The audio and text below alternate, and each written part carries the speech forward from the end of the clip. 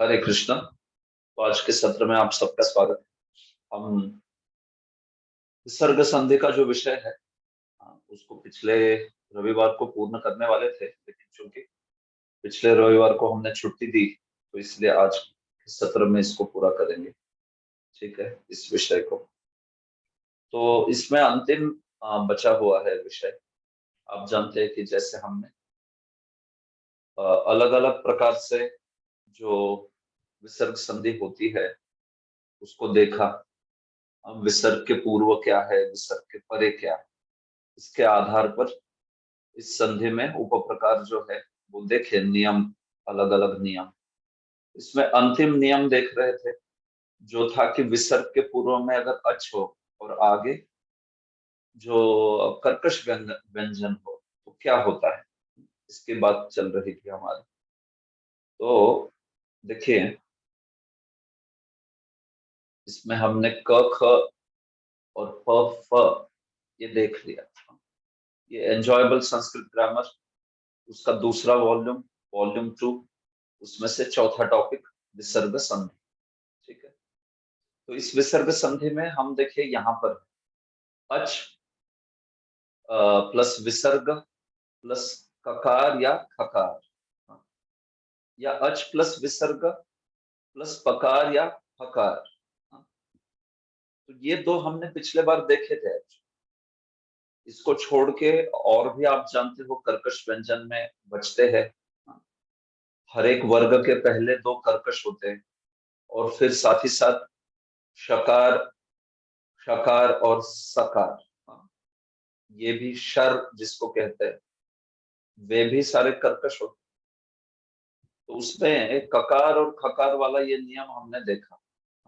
विसर्ग के पूर्व अगर अच हो, कोई भी स्वर हो, और आगे अगर ककार या खकार है तो फिर विकल्प से ये जिह्वा मूल्य बन जाता है। विसर्ग विकल्प से जिह्वा मूल्य बनता है, मतलब विकल्प है इसमें। एक विकल्प में बनेगा, दूसरे विकल्प में नहीं बनेगा, पूर्ववत ही रहेगा। विसर्ग वैसा का वैसा रहेगा, विसर्जनीय रहेगा। हाँ, विसर्ग होना मतलब विसर्जनीय, या तो जिह्वा मूल्य, दोनों में से एक आप कर सकते हैं।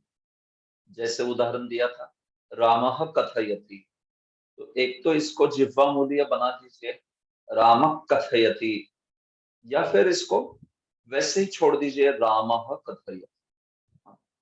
दोनों में से एक कोई भी चले।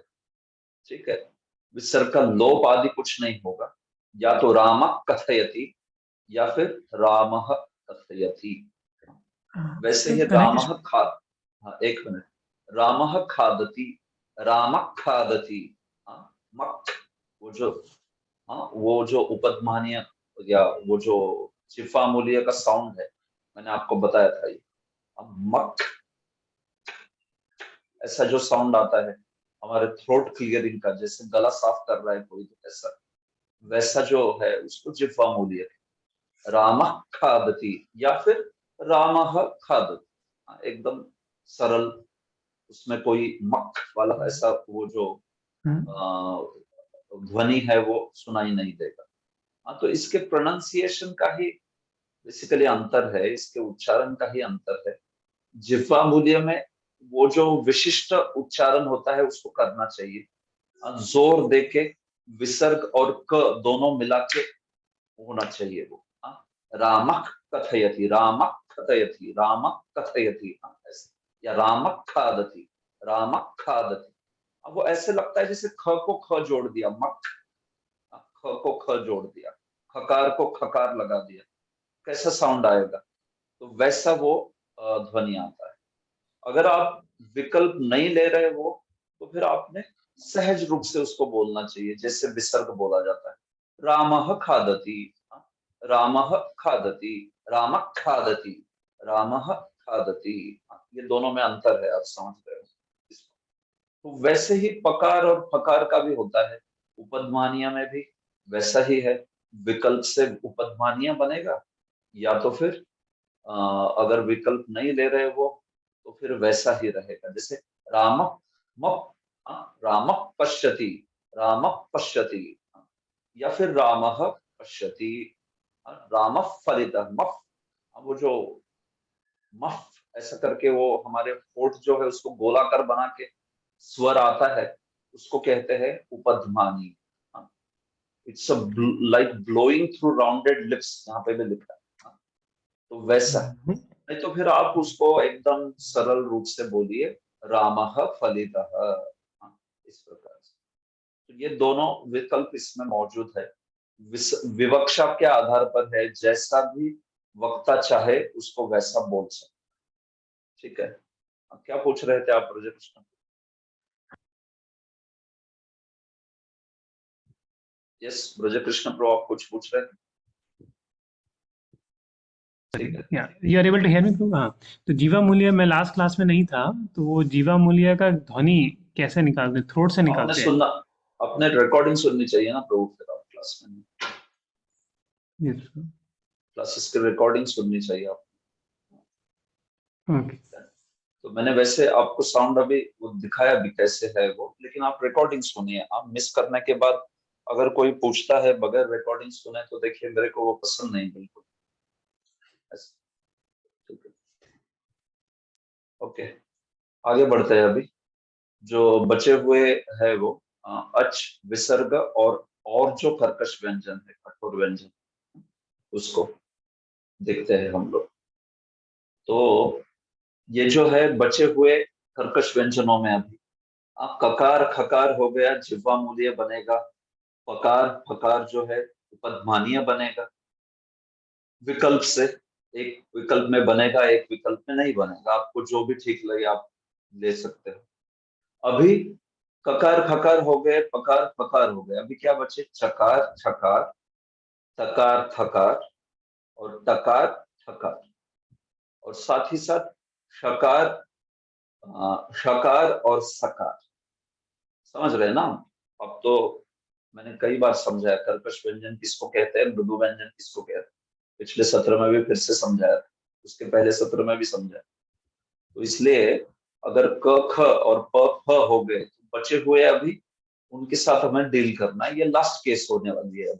हाँ, कर्कश व्यंजनों की ये अंतिम केस जो है वो हो रही है, तो इसको देखते हैं। देखिए, विसर्ग के पूर्व में है अच, हाँ, और विसर्ग के परे है ये च, छ या श। हाँ, तो क्या हो जाता है? तो विसर्ग शकार में बदल जाता है। रूल सिंपल है, देखिए। विसर्ग के पीछे अच है, कोई भी अच, कोई भी स्वर चलेगा, और आगे चकार है, छकार है या शकार है, तो फिर विसर्ग की जगह शकार आ जाएगा। तालव्य शकार, श। ऐसे। वैसे ही विसर्ग के पूर्व अच है कोई भी, और आगे तकार थकार या शकार है, तो विसर्ग की जगह शकार आ जाएगा, मूर्धन्य श। मूर्धन्य श, ये जो है वो। और फिर अंत में विसर्ग के परे, विसर्ग के पूर्व अच है कोई भी व्यंजन स्वर है, और आगे तकार है या थकार है या सकार है, तो विसर्ग की जगह सकार आ जाएगा। तो बड़ा सिंपल सा रूल है। तो इसमें बस ऐसा होता है कि ये जो अंतिम वाले लेटर्स है ना, श, श और स, तो विसर्ग के बाद में जब ये अंतिम वाले होते हैं, शर, शर होता है। शर प्रत्याहार आप समझते हो ना, शर क्या है? माहेश्वर सूत्रानी में शर क्या है आप समझते हो? तो उसमें श, श और स आएगा, तीन आएंगे। हाँ, तो वो जो शर है, वो अगर विसर्ग के पीछे रहेगा तो विकल्प से वो श बनेगा। उदाहरण दूंगा, आप समझ जाओगे तुरंत मैं क्या बोल रहा हूँ। देखिए, ये शर है, श से शुरू होके रेफ को अंत हो रहा है, शर। हाँ, तो इसमें क्या क्या आया? शकार, शकार और सकार, ये तीन इस प्रत्याहार में आए।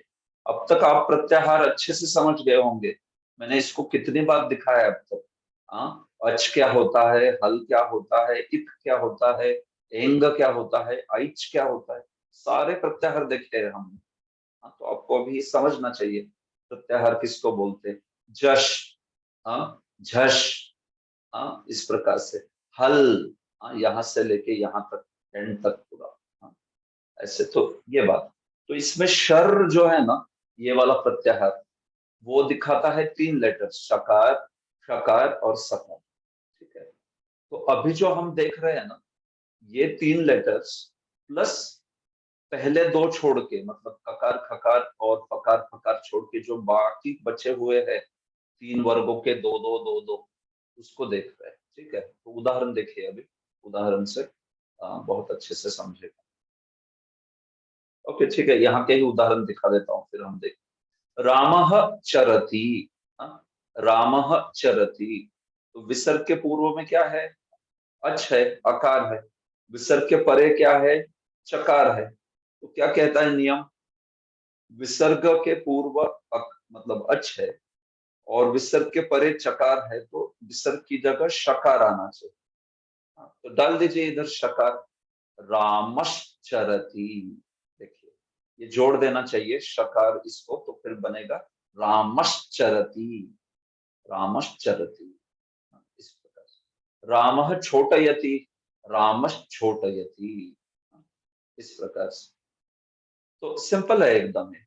पांडवाः च, पांडवाश्च, पांडवाः प्लस च बनेगा पांडवाश्च, वही संधि है।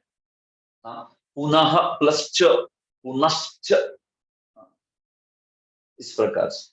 तो ये ऐसे बनते हैं, शकार आ जाएगा विसर्ग की जगह इसके बीच में, और वो अगले व्यंजन के साथ मिलके वो जुड़ जाएगा। तो ये इस प्रकार से है।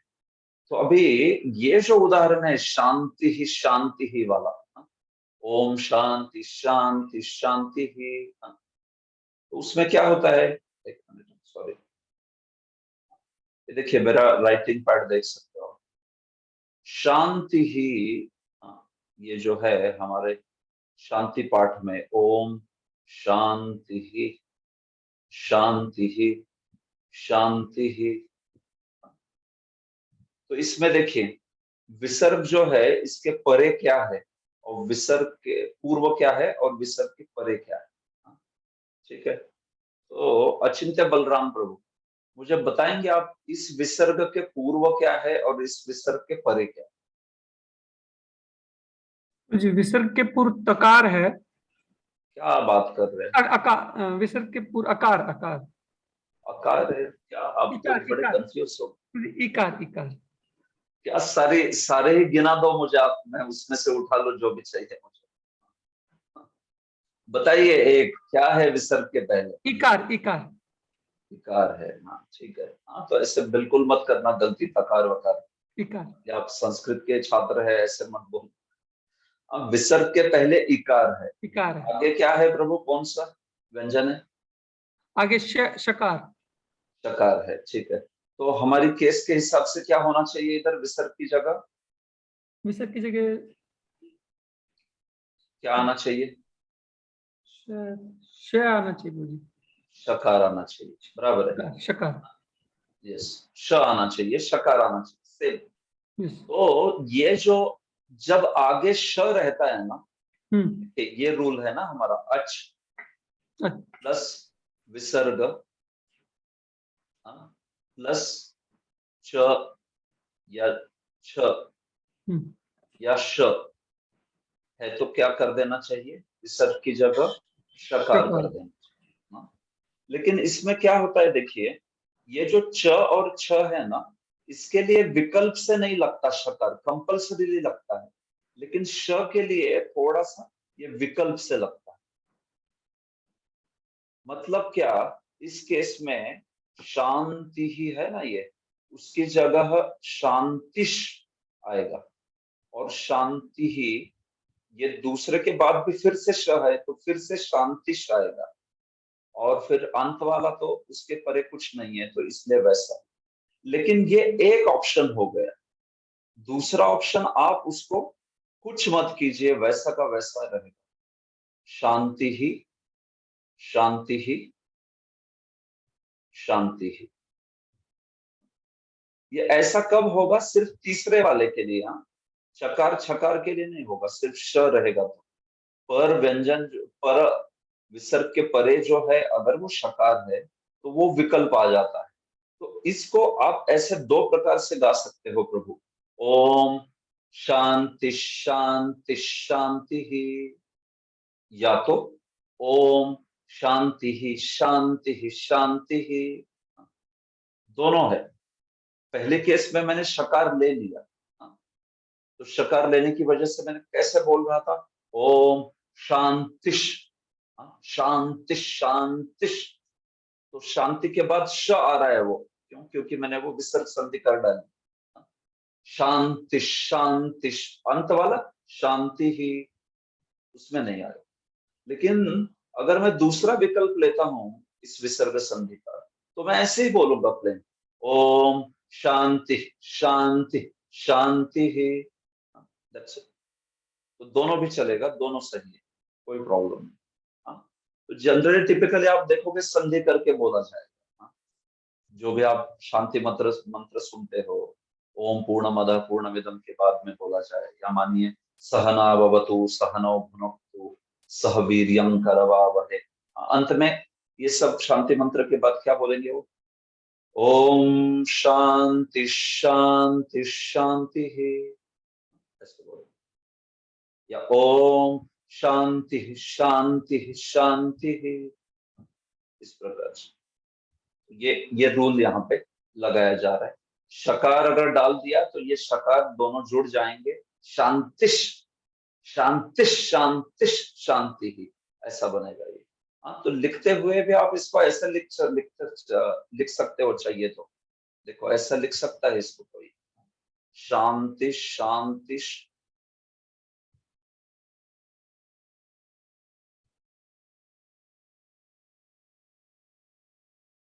ऐसा लिख सकते हो, शांति शांति शांति। या इसको ऐसे भी लिखने की एक विधि है।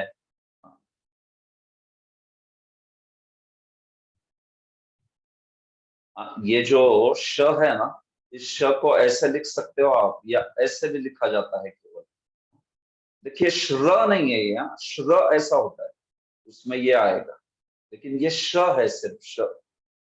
दोनों प्रकार से लिखा जाता है, श श, दोनों ठीक है। हाँ, ये तो पद्धतियां है लिखने की, केवल शकार या शकार। और ये जो है श्र है, ये श्रोता वाला श्र, ये अलग हो गया। इसमें शकार के साथ रेफ भी जुड़ गया है, इसलिए वो श्र ऐसा हो गया। हाँ? और ये जो है केवल श है, तो इसलिए आप अश्व शब्द को ऐसे लिख सकते हो, या अश्व शब्द को आप ऐसे भी लिख सकते हो, दोनों भी संभव है। ये तो लिखने का विधि है। क्या प्रश्न है मुकुंद प्रभु, पूछिए। प्रभु जी, मुझे ये क्वेरी था कि ये जो अभी आपने शांति में जो बोला श का, तो ये श हम लोग को साइलेंटली प्रोनाउंस करना है या उसका श का होना चाहिए? जैसे अभी रामचरति में हम लोग ने रामचरति बोला कि श हम लोग को सुनने को भी आता है, तो शांति की इसमें हम लोग को श का प्रोनाउंसिएशन होना चाहिए या ये साइलेंट जैसे हम लोग बोलते हैं साइलेंट होना चाहिए? कैसे आप करेंगे साइलेंट प्रोनाउंसिएशन, मुझे बताइए। जैसे अभी शांति शांति शांति ही, तो उसमें श थोड़ा लोअर डाउन हो जाता है, तो वो मुझे हाँ क्वेरी था देखिए कि हम लोग को रामश्चरति, साइलेंट। हाँ देखिए रामश्चरति में आप जैसे श उच्चार करते हो ना, वैसा ही श इसमें भी कीजिए। ओके। वो आपको साइलेंट इसलिए लग रहा है क्योंकि आगे वाला भी श है ना। हाँ, करेक्ट। अगर वो आगे वाला कुछ दूसरा व्यंजन रहता तो आपको क्लियरली सुनाई देता था कि ये श बोल रहा है करके बीच में, लेकिन ये आगे भी श है, इसलिए ऐसा लग रहा होगा थोड़ा साइलेंट। लेकिन वो बेसिकली श उच्चारना है, वो श है, श को श लगाए, शांति शांति शांति शांति, ऐसे। Okay okay, Hare Okay? Krishna, thank you Prabhu. Hare Krishna. Okay, तो इस प्रकार से ये जो है विकल्प दोनों भी मिल जाएंगे आपको। हाँ? आपको लेना है नहीं लेना है वो वक्ता की इच्छा पर होता है, विवक्षा पर होता है। शांति शांति शांति ही, या फिर शांति ही शांति ही शांति ही, वैसे, ठीक है। तो ये बात है। तो उसी प्रकार से अभी आगे भी देखिए, दूसरे चकार छकार के बाद में जो, एक मिनट, ठीक है, देखिए दूसरा उदाहरण अभी इसका है, त और थ, टकार और ठकार। तो रामः टीकते, तो क्या कहता है हमारा रूल, विसर्ग के पूर्व में अच हो, आगे टकार या ठकार हो, तो जो विसर्ग है वो मूर्धन्य शकार से उसको आप जो है मूर्धन्य शकार डाल दीजिए वहां पर, उसका आदेश हो जाए। तो रामः टीकते, रामष्टिकते, रामष्टिकते, श आ गया बीच में, श। रामः ठक्कुरः, रामष्ठक्कुरः, रामष्ठक्कुरः, इस प्रकार।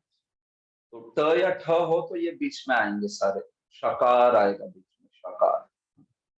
और इसमें भी जो अंतिम है, त ठ और अंतिम है शकार, तो शकार जब आएगा तो ये ऑप्शनली, जैसे मनः षष्ठानि, गीता का ही उदाहरण है कि नहीं, ममेव अंशो जीवलोके जीवभूतः सनातन मनः षष्ठानि इंद्रियाणि प्रकृतिस्थानि कर्षति, मनः षष्ठानि। तो विसर्ग के पूर्व में आगे देखिए, तो उसके हिसाब से ये भी बनेगी संधि। तो देखिए इसमें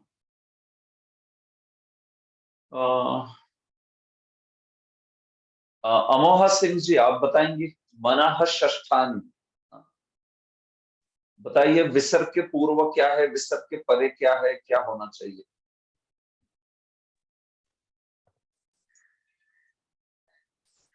बोलिए। विसर्ग के पूर्व है अकार बुझी। आपकी आवाज बहुत बहुत धीमी है, मन बहुत ही मन सुनाई देता है। विसर्ग के पूर्व अकार पे बुझी। हाँ अकार है, बहुत अच्छे। विसर्ग के परे शकार पे बुझी, शकार, शकार। क्या करेगी, क्या करेगी आप विसर्ग का? विसर्ग का तो ये आ जाएगा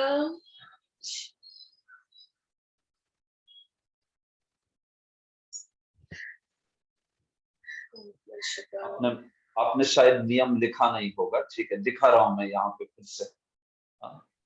देखिए विसर्ग प्लस टकार ठकार शकार क्या हो जाता है विसर्ग? विसर्ग शकार ही हो जाता है, शकार हो जाता है। तो शकार हो जाता है। तो ये विसर्ग जो है शकार में परिवर्तित हो गया, क्या बनेगा फिर, उच्चारण करिए।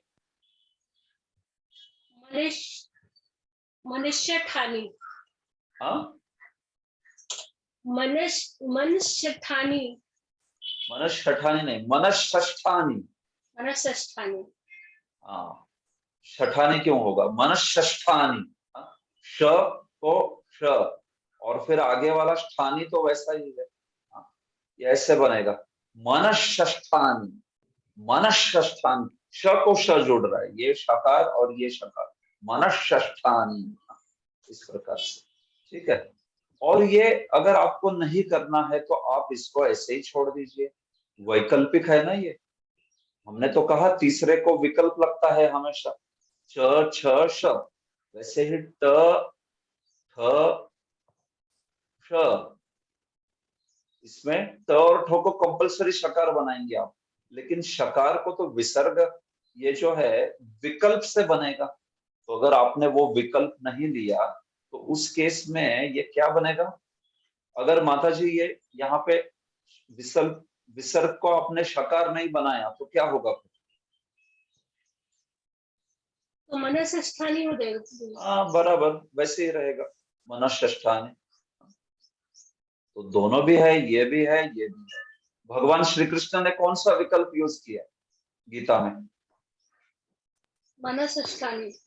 हाँ दूसरा वाला ये यूज हुआ, मनष्ठानी वाला, पहला वाला नहीं यूज किया। हाँ मनष्ठानी इंद्रियाणि प्रकृति स्थानी कर्षति, ये वाला विकल्प जो है प्रयुक्त किया गया है, ठीक है। ब्रज कृष्ण प्रभु आप कुछ हाथ खड़ा किए, बोलिए। मेरा यही क्वेश्चन था, सॉल्व हो गया। कि ओके, वो हाँ भगवत गीता में मना आता है ना, वो इसलिए मेरा हाँ क्वेश्चन। बिल्कुल बिल्कुल, ये विकल्प विकल्प है उसमें। अनुराधा रसिका माता जी बोलिए। हाँ, हरे कृष्ण प्रभु जी, दंडवत प्रणाम। प्रभु जी, इसी नियम में क ख और प फ आता है क्या? नहीं आता है ना, हमने तो देखा ना, वो क्यों आएगा क ख? तो ख और ये प। हाँ, इस नोट्स में जो नियम है ना प्रभु जी, उसमें है, इसलिए मैंने पूछा आपको। कौन सी नोट्स में? वो विजयी वो भव जो, वाली? नहीं नहीं, विजयी भव वाले नहीं, आपने जो अलग से भेजी हुई थी ना, उस नोट्स में। अच्छा अच्छा अच्छा, मुझे जरा हाँ दिखाइए वो नोट्स क्या है, मैं देखता हूँ फिर हाँ, बताता हूँ। विसर्ग क ख ट ठ प फ हो तो विसर्ग के स्थान पर श होता है, ऐसे दिया है इसमें। ऐसे दिया है वहां पर? हाँ एक एक मिनट, हाँ। अगर इतनी उसमें एरर्स है तो मैं आपको कहूंगा कि फिर आप मत यूज कीजिए उसको, क्योंकि मुझे, जस्ट एक मिनट में चेक करता हूँ और इतना। एग्जाम्पल भी उसके सामने है। नहीं, इसके पहले भी आपने मुझे एक वहां से पूछा था जिसमें एक गलती थी, मैंने बताई थी आपको वो गलती। हाँ तो अगर इतनी उस डॉक्यूमेंट में गलतियां हैं तो फिर मैं चाहूंगा कि उसको कोई रेफर ना करे। एक मिनट में देख रहा हूँ उसको।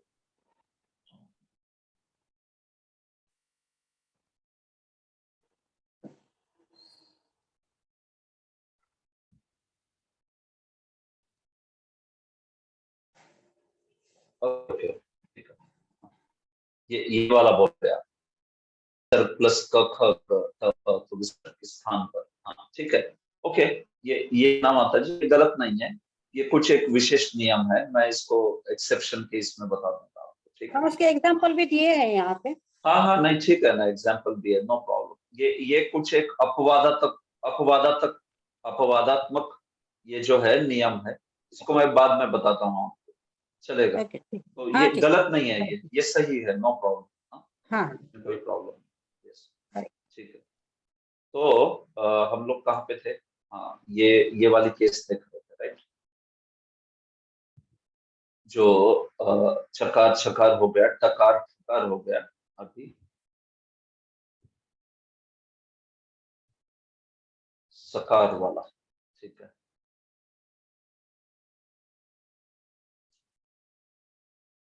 देखिए, तो इस प्रकार से विसर्ग के परे अगर टकार ठकार हो तो वो ष्ट में, हाँ, शकार में बदलाव आएगा। और फिर जो श है, अगर वो रहेगा तो विकल्प से श बनेगा, हाँ, विकल्प से बनेगा। जैसे यहाँ पे भी उदाहरण दिए हैं, मनः षष्ठानि, एक तो विकल्प से मनःष्ठानि बना, नहीं तो विकल्प से मनः षष्ठानि, जैसे गीता में प्रयुक्त हुआ है, वैसे एज इट इज उसको छोड़ दीजिए विकल्प के हिसाब से। ये विकल्प यहां नहीं लगेगा त और ठ में, केवल अंतिम वाले में लगता है, वो शर में लगता है, केवल शर प्रत्याहार में विकल्प लगेगा, यहाँ पे पहले ट ठ आदि को नहीं लगेगा, ठीक है।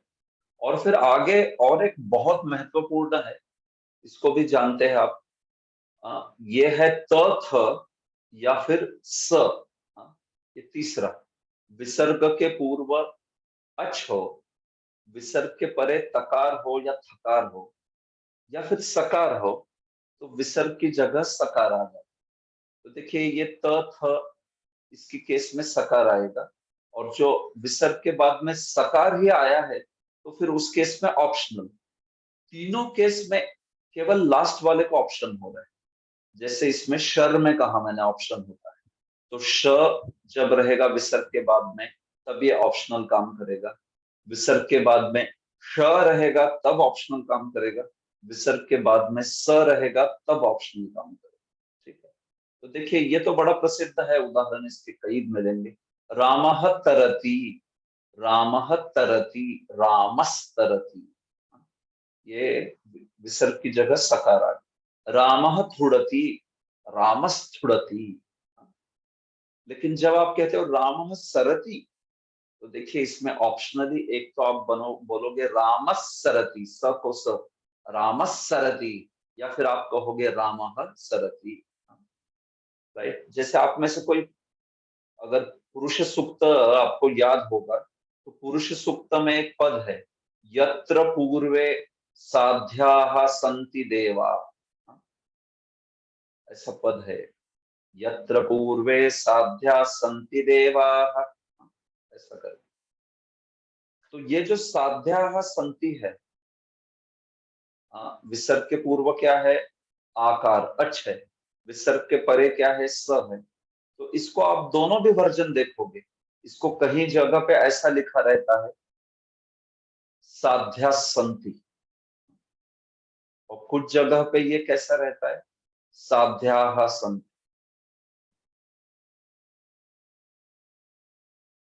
यत्र पूर्वे साध्यास, ये जो स है वो उच्चारण होगा इसमें यत्र पूर्वे साध्यास सन्ति देवाः, या यत्र पूर्वे साध्याः सन्ति देवाः, दोनों भी है। तो ये कैसे हो रहा है? क्योंकि विकल्प है। साध्यास सन्ति, स को स, साध्यास, साध्यास सन्ति देवा, साध्यास सन्ति देवा, स को स वो क्विकली बोला जाता है।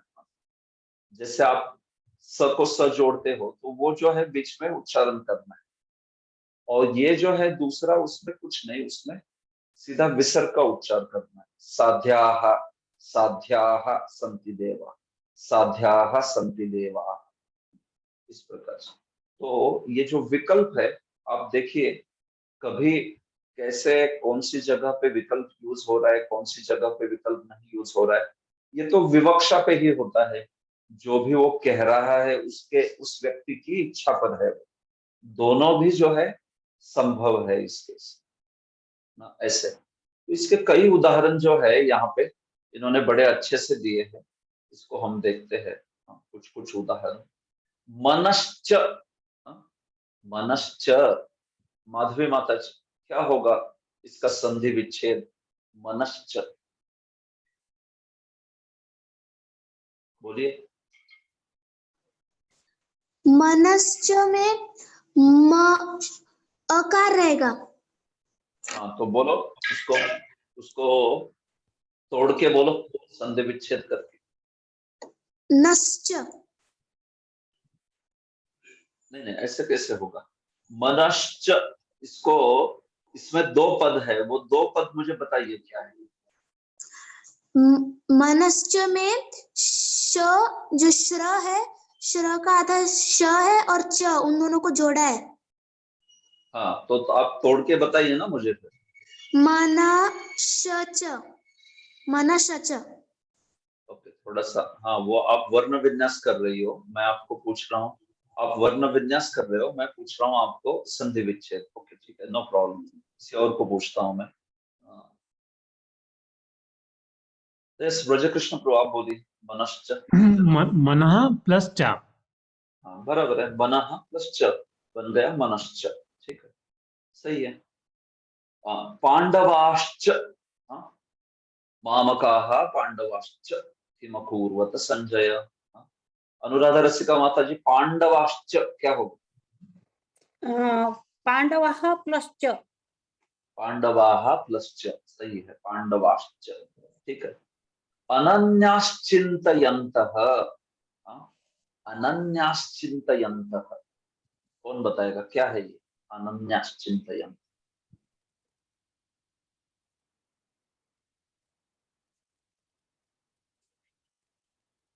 ओके, जय श्री राधा माता जी। अनन्याश्चिन्तयन्तः, हरे कृष्ण। अनन्याः चिन्तयन्तः। बहुत अच्छे। अनन्याः चिन्तयन्तः, अनन्याश्चिन्तयन्तः, सही है, अनन्याः चिन्तयन्तः, ठीक है। वेपथुश्च, वेपथुश्च, वेपथुश्च शरीरे में रोमहर्षस्य जायते, गांडीवम संस्कृते हस्तात् त्वक्चैव परिदह्यते। गीता ही, गीता से ही है वेपथुश्च। क्या है वेपथुश्च? सुचारु मुरारी प्रभु, वेपथुश्च क्या है? वेपथु प्लस च। वेपथु प्लस च, ठीक है, बहुत अच्छे। वेदैश्च सर्वैर अहमेव वेद्यो, वेदैश्च, सनातन गोविंद प्रभु, वेदैश्च, वेदैहि प्लस च, वेदैहि प्लस च। बहुत अच्छे, ठीक है। आगे रामष्टिकते, रामष्टिकते, तो उदाहरण वैसे यहीं से ही है, तो रामहटिकते, इस प्रकार से, ठीक है, नो प्रॉब्लम। ज्यादा उदाहरण नहीं है टकार ठकार के, तो वही उदाहरण दिया है, रामष्टिकते, नो प्रॉब्लम। मात्रा स्पर्शास्तु, मात्रा स्पर्शस्तु बोलिए महावीर प्रभु, मात्रा स्पर्शस्तु। यस महावीर प्रभु, मात्रा स्पर्शस्तु।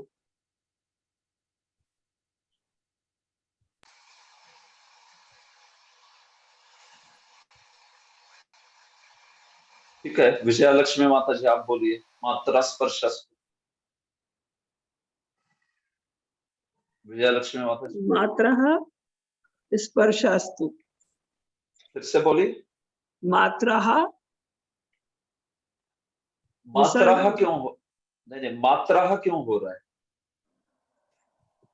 विसर्ग आएगा ना तो मात्रः, आपको वहां पे आगे मात्रा और मात्रा स्पर्श, नहीं वो मैं स्पर्शास्तु। समझ गया क्या हो रहा है आपका।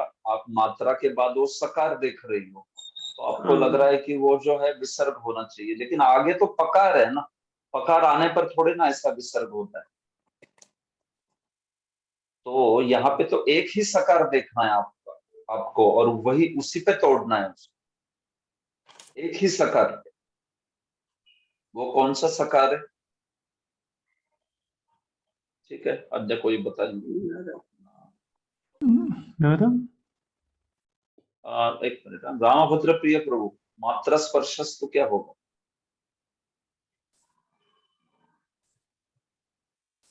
मात्रा स्पर्शाः स्तु, तू है उधर। फिर से बोलिए क्या होगा? मात्रा स्पर्शाः तू। यस, बस उतना ही है, मात्रा स्पर्शाः प्लस टू, दैट्स इट। ये बीच में ये स्पर्श, ये सकार देख के विमोहित मत होइए कि यहाँ पे कोई विसर्ग है क्या।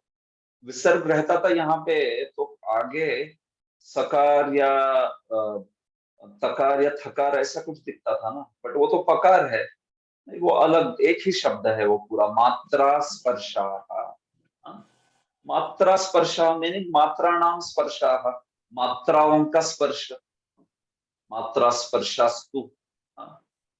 शीतोष्ण सुख दुख भगवान जो बोल रहे हैं, तो मात्रा स्पर्शाः बहुवचन में है, मात्रा स्पर्श, मात्रा स्पर्शौ, मात्रा स्पर्शाः, लाइक दैट, इस प्रकार से। और उसके सामने तू जुड़ा है, बन गया मात्रा स्पर्शास्तु, इस प्रकार से। ठीक है, आगे बुद्धेस्तदा, बुद्धेस्तदा, निताय प्रिय प्रभु, बुद्धेस्तदा क्या हो?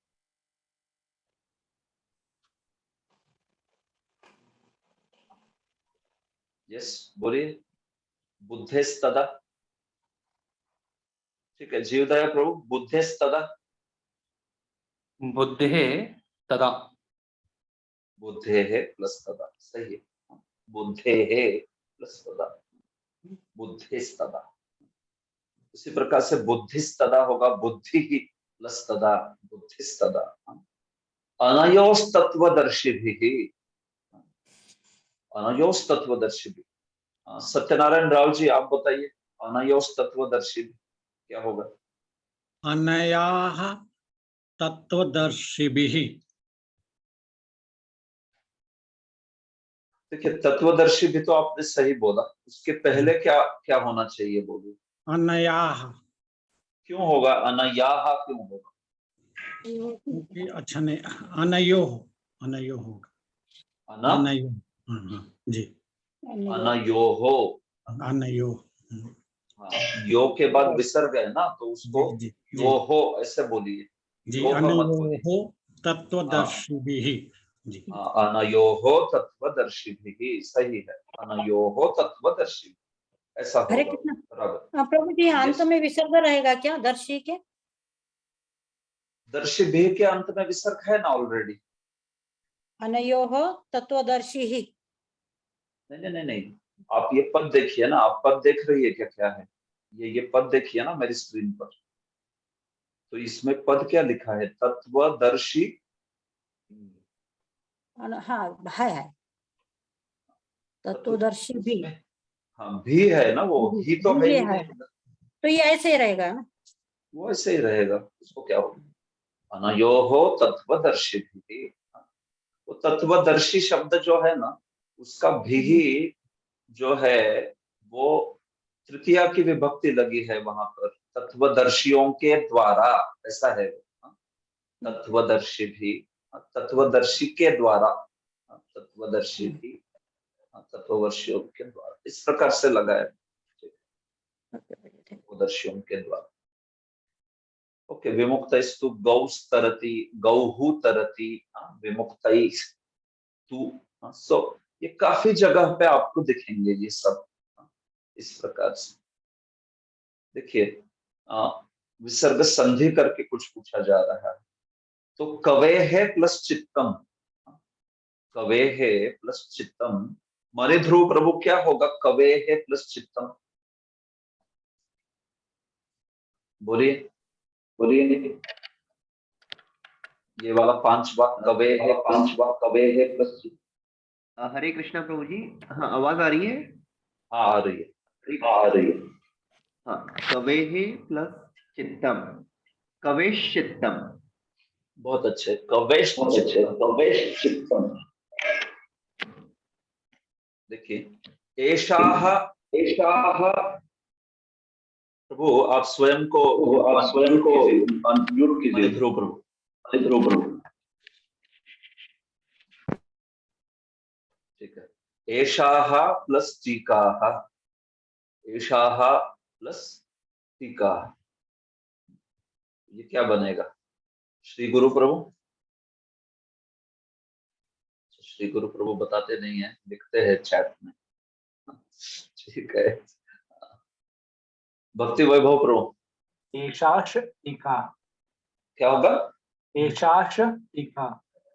ओके, एषाष्टिकाः, हाँ एषाश टीका, एषाष्टिकाः।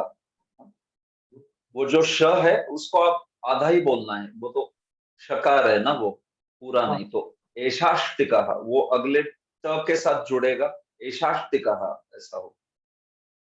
ठीक है, बराबर है। एतयोः प्लस तथा, और कौन बोला नहीं है, एतयोः प्लस तथा। जिन्होंने उत्तर नहीं दिया है ऐसे कोई। हाँ माधवी माता जी आप बोलिए, एतयोः प्लस तथा।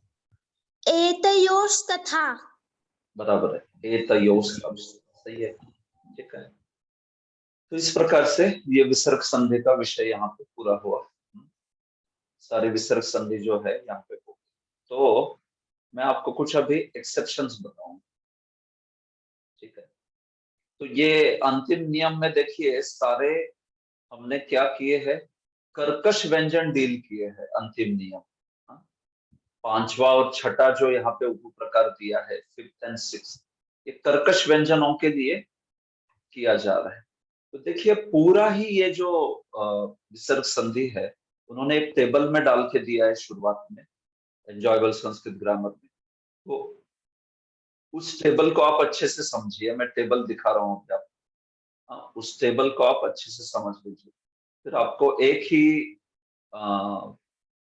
ही दृष्टि में सारा विसर्ग संधि जो है दिख जाएगा क्या।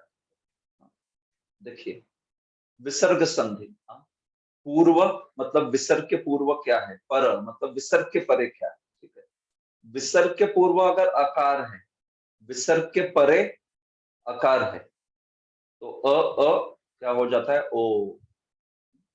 शिवः प्लस अहम, शिवोहम, ऐसे। तो ऐसा देखना है यहाँ और ये दोनों का इफेक्ट यहाँ पे आ रहा है। विसर्ग के पूर्व में आकार है, विसर्ग के आगे आकार है या इच है, तो क्या हो जाता है, विसर्ग लोप हो जाता है। हमने देखा अर्जुनः प्लस उवाच, अर्जुन उवाच, विसर्ग लोप हो गया। अदर्शनम लोपः, विसर्ग का अदर्शन हो गया उधर, विसर्ग दिखाई नहीं पड़ेगा, हालांकि है उधर लेकिन दिखाई नहीं पड़ेगा, उच्चारित भी नहीं हो। आप इसको जब पदच्छेद करोगे तभी अर्जुन दिखेगा, संधि करके अर्जुन उवाच ऐसे ही बोलना चाहिए, अर्जुन नहीं, क्योंकि लोप हो गया है। ठीक है, विसर्ग के पूर्व में अ है, विसर्ग के बाद में हर्ष है। हर्ष आपको याद होगा, हर्ष मतलब क्या होता है? हर्ष मतलब आप जानते हो सारे के सारे जो सॉफ्ट कॉन्सोनेंट्स, मृदु व्यंजन, सारे के सारे मृदु व्यंजन जो होते हैं वो हर्ष होते हैं। खर खर जो होते हैं वो क्या होते हैं? कर्कश व्यंजन। हर्ष जो होते हैं वो मृदु व्यंजन। ये सब मैंने माहेश्वर सूत्र में आपको दिखाया है। तो जब पूर्व में अ है, आगे हर्ष है, तो क्या हो जाता है? पूर्व वाले विसर्ग का ओकार हो जाता है। जैसे नमः प्लस नमः, नमो नमः, इस प्रकार से नमः प्लस नमः, नमो नमः। आगे चलिए, उसके ककार खकार हो या चकार छकार हो, जो अभी की केसेस अभी आज ही देखी हमने, तो वो सारी की सारी यहाँ पे देखी है।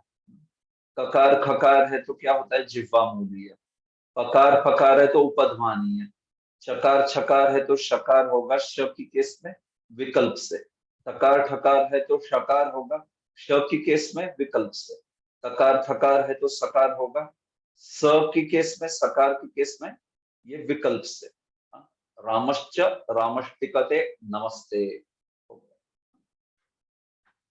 अगर विसर्ग है, शर शर अगर है तो क्या होता है? ऑप्शनल होता है। तो ये उदाहरण देखे हमने, शांति ही शांति ही शांति, मनश्चाने या यह सह महेश्वर।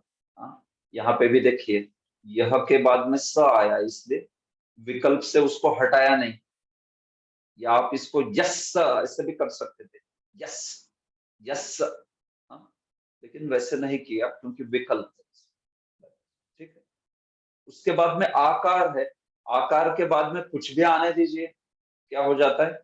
विसर्ग लोप ही हो जाता है। देखे थे हमने सारे केसेस। आकार के बाद में अच आने दीजिए या हर्ष आने दीजिए, विसर्ग का लोप ही होता है। केवल कर्कश व्यंजन आने पर नियम बदल जाते हैं। कर्कश के लिए सारे ही अलग नियम लगते हैं, लेकिन उसके पहले आकार के बाद में अच भी आए, नहीं तो हर्ष भी आए, कुछ भी आए, विसर्ग का लोप ही होता है। आगे इच, अगर इच के बाद में मतलब अ आ छोड़ के अन्य कोई भी स्वर पूर्व में है और आगे पूरा अच है, तो ऐसा होने पर क्या होता है? तो ऐसा होने पर देखिए रेफ बन जाता है, रेफ बन जाता है। तो जैसे गुरुहु आदि गुरुरादि, गुरुहु एव गुरुरेव, तरोहो इव तरोरिव, हमने देखा था ये सब उदाहरण जो है इस प्रकार से। ठीक है, अंत में देखिए ये एक्सेप्शन है। एक्सेप्शन में ये एक याद रखिए, बहुत महत्वपूर्ण एक्सेप्शन है। सह और एशः रहता है ना, सह और एशः, इसके बाद कुछ भी आने दीजिए, कुछ भी रहने दीजिए, अच रहने दीजिए। सह एश जो आ रहा है, ये देखिए यहाँ पे दिखाया, तो सह एश के बाद में आप अच आने दीजिए, नहीं तो हल आने दीजिए, कुछ भी आने दीजिए, वो विसर्ग का लोप हो जाता है। ये खास करके ये दो के लिए ही है। जैसे सह के बाद में अगर मैं कुछ भी लिख देता हूं, सह सह सवै पुंसाम, है कि नहीं? सह वै पुंसाम परो धर्मो यतो भक्ति रथोक्षजे, सह वही है वो, लेकिन क्या हो जाता है? विसर्ग का लोप हो जाता है, क्योंकि विसर्ग सह के बाद, मतलब अगर ये विसर्ग है स के बाद में, सह है वो, तो सह के बाद में कुछ भी आने दीजिए, विसर्ग का लोप ही होगा, ये सवई बनेगा। आपके भागवत के श्लोक में जानते हो आप 1.2.6 में, सवई पुंसाम परो धर्मो यतो भक्ति रथोक्षजे, अहेतुक्य प्रतिहता या आत्मा सुपस्थित। तो वो स वही हो गया। क्यों भाई? वो सह वही है एक्चुअली में, लेकिन वो विसर्ग हो जो है हट गया है, उसका विसर्ग का लोप हो, क्योंकि सह के बाद में कुछ भी डालिए जाएगा ही जाएगा। हाँ? और एक उदाहरण, एषः, हम लोग जब पुष्पांजलि अर्पण करते हैं तो बोलते हैं एषः पुष्पांजलि। तो जब एषः के बाद में, विसर्ग के बाद में पकार आ रहा है, तो नॉर्मल रूल क्या कहता था कि भाई इधर उपध्मानीय कर दो, विसर्ग के पूर्व में अच आया, बाद में पकार आया। लेकिन एषः है ना, ये तो सबका एक्सेप्शन बैठ के उसके सिर के ऊपर जाके बैठ जाता है सब। हाँ? तो इसलिए यहाँ पे विसर्ग ड्रॉप होगा, विसर्ग का लोप होगा, ये बनेगा एष पुष्पांजलि। ऐसा, इसलिए आपने सुना होगा हम कभी भी एषः पुष्पांजलि नहीं बोलते, एष पुष्पांजलि ही ऐसे बोलते। हालांकि वो है एषः, लेकिन विसर्ग का लोप हो गया ना, तो इसलिए एष पुष्पांजलि ही ऐसे बोला जाता है। तो ये नियम जो है यहाँ पे दिया हुआ है, देखिए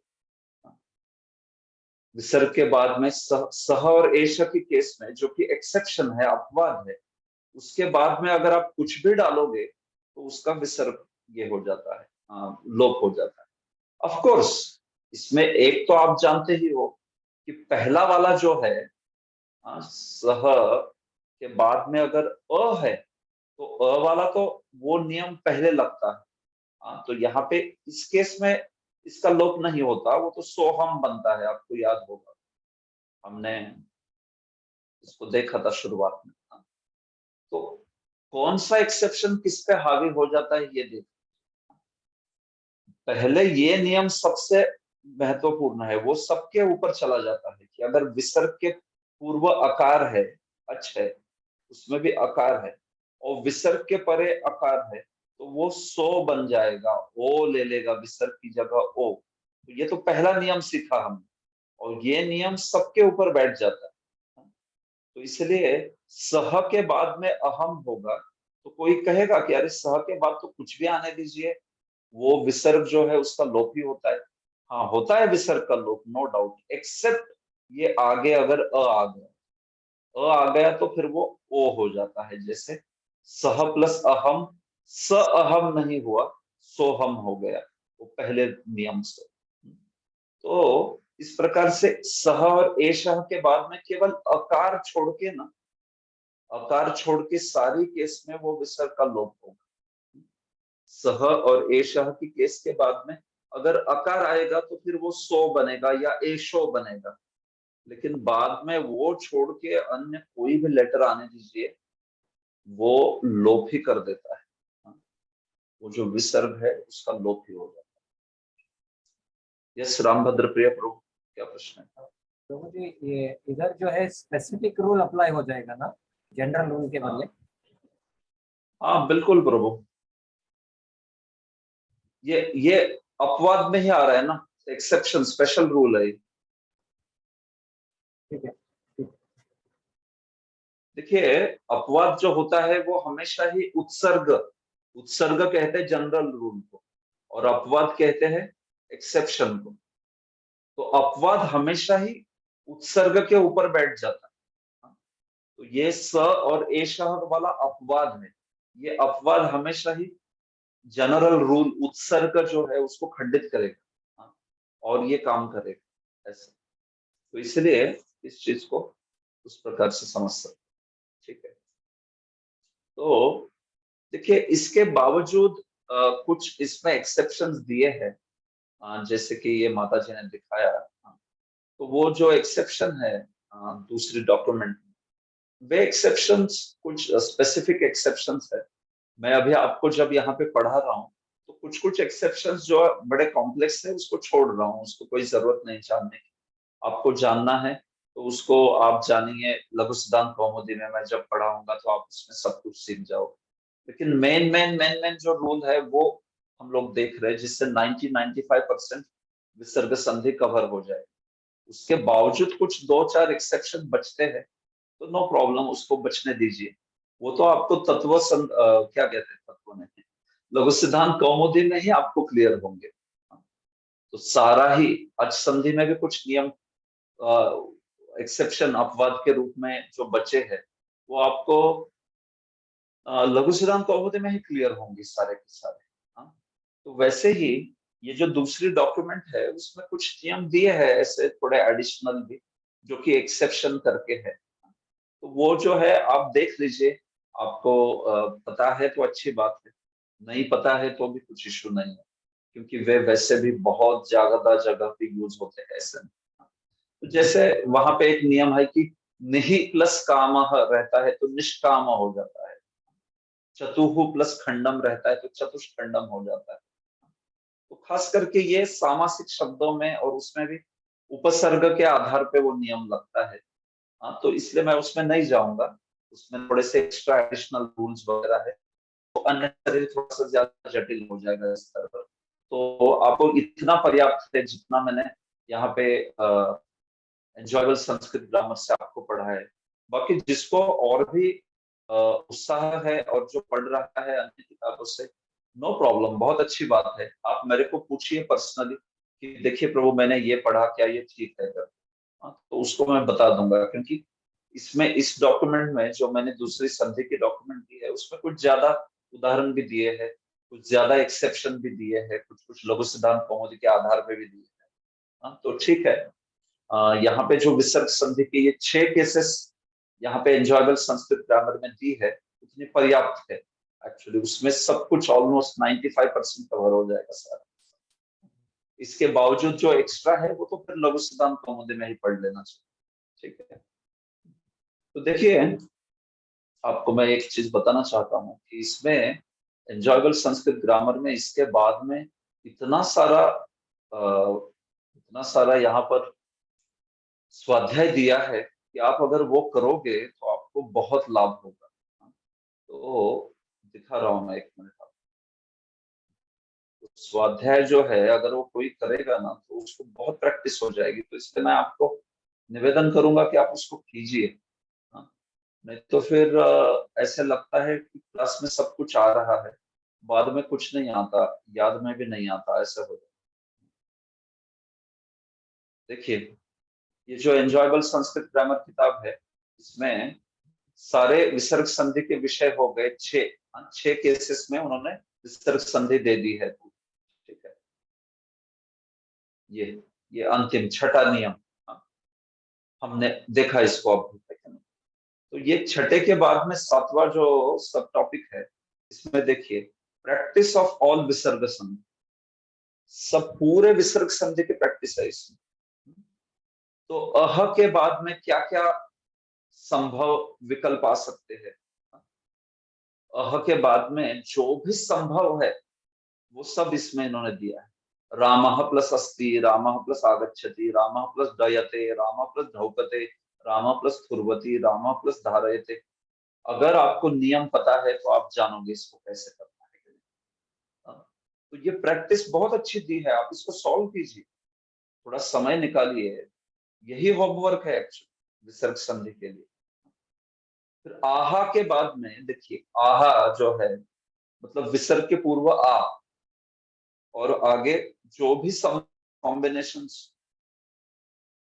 सारी की सारी दी है, तो इसमें सब कॉम्बिनेशन आएगी, लेकिन ये विसर्ग के पूर्व क्या है, आ है। तो आ है तो आगे अगर अच भी रहे या हश भी रहे, हल रहे, तो विसर्ग के बाद में तो विसर्ग का लोप ही हो जाता है। केवल कर्कश व्यंजन में लोप नहीं होता, जैसे रामाहा प्लस पश्यन्ति, यहाँ पे आपको वो नियम लगेगा कर्कश व्यंजन वाला।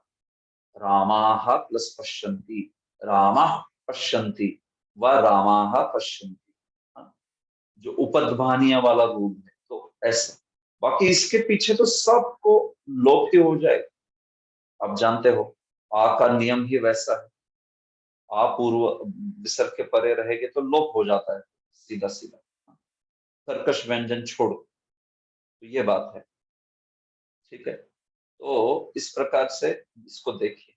फिर ई के बाद में मतलब ई जो है, ई के परे सारे कॉम्बिनेशन, देखिए कितने उदाहरण दिए हैं इन्होंने प्रैक्टिस के लिए। हाँ, और इसके उत्तर भी है। हाँ, आप इसको सॉल्व कीजिए, इसके उत्तर भी फिर चेक कर सकते हैं। तो इस प्रकार से फिर उहु प्लस ऑल पॉसिबल कॉम्बिनेशन। तो इतने प्रैक्टिस कोई कर लेगा ना, उसको विसर्ग संधि में कुछ भी कठिन नहीं है, सब कुछ आ गया उसको विसर्ग से। ये अगर सारे एग्जाम्पल कोई सॉल्व कर लेता है, इतना आसान है ये। ऐसे देखिए, सह प्लस ऑल पॉसिबल कॉम्बिनेशन। तो सह के बाद में तो हमने कहा कि सारा ही लोप हो जाता है, लेकिन तो भी देखिए ये अ वाले वगैरह है ना, इसका क्या होगा? ये तो नहीं विसर्ग का लोप होगा, ये तो सोस्ती हो जाता है। सोस्ती है क्या? सह प्लस अस्ति सोस्ती। तो वैसे बाकी फिर अन्य देखिए उनका लोप हो जाएगा, यहां तक कि सह पश्यति, इसका भी लोप हो जाएगा। सपश्यति, यह पश्यति सपश्यति, ऐसे होता है, श्लोक है ना वो, यह पश्यति सह पंडितः। तो यह पश्यति सपंडितः, ऐसा हो, सह पंडितः का सपंडितः होगा, इस प्रकार से। तो ऐसे जो भी अलग अलग ये शब्द है, इसकी कॉम्बिनेशंस बढ़िया से दी है, इसमें बहुत अच्छा स्वाध्याय दिया है एषः के लिए। फिर तो अगर आप में से कोई समय निकालता है और इसको सॉल्व करता है, तो मैं कहूंगा कि बहुत लाभ होगा उसको। एंजॉयबल संस्कृत ग्रामर में बहुत सारा स्वाध्याय दिया है अच्छे से। आप इस स्वाध्याय को भी कोई अच्छे से कर लेगा ना, संधि विषय को मैंने जैसे कहा कि आप इस ग्रंथ से पढ़ सकते हो, एंजॉयबल संस्कृत ग्रामर से बहुत अच्छे से एक्सप्लेन किया, और बड़ा उदाहरण भी बहुत सारे दिए, तो फिर आपको बहुत कुछ आ जाएगा, ये बात।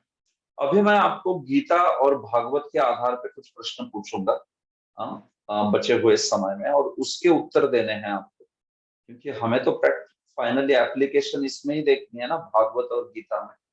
तो इसलिए मैं अभी अच संधि और विसर्ग संधि दोनों के आधार पे आपको पूछूंगा, आपको उत्तर देने हैं गीता से, ठीक है।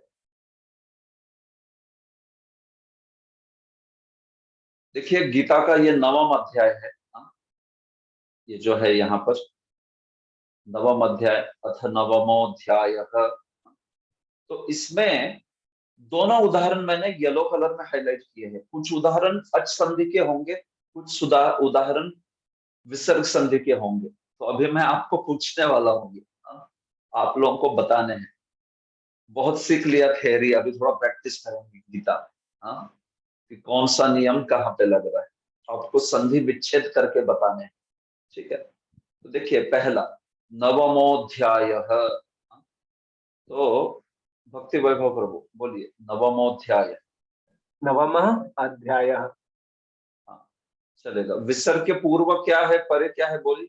विसर्ग के पूर्व अ है और विसर्ग के परे भी अ है, तो ओ हो गया। बहुत अच्छे, ठीक है। आगे, थैंक यू प्रभु। प्रवक्ष्याम्यनसूयवे, प्रवक्ष्याम्यनसूयवे, क्या है ये प्रवक्ष्याम्यनसूयवे? अचिंत्य बलराम प्रभु प्रवक्ष्यामि अनसूयवे। बहुत अच्छे, प्रवक्ष्यामि अनसूयवे। बता सकते हैं प्रभु कौन सी संधि है ये? यण संधि हो गई। ओ बहुत अच्छे, यण संधि है, वेरी नाइस। अच्छा है, प्रैक्टिस हो रही है आप लोगों की। मोक्ष से शुभात, मोक्ष से शुभात, बोलिए कौन बताए क्या है ये? मोक्ष से शुभात,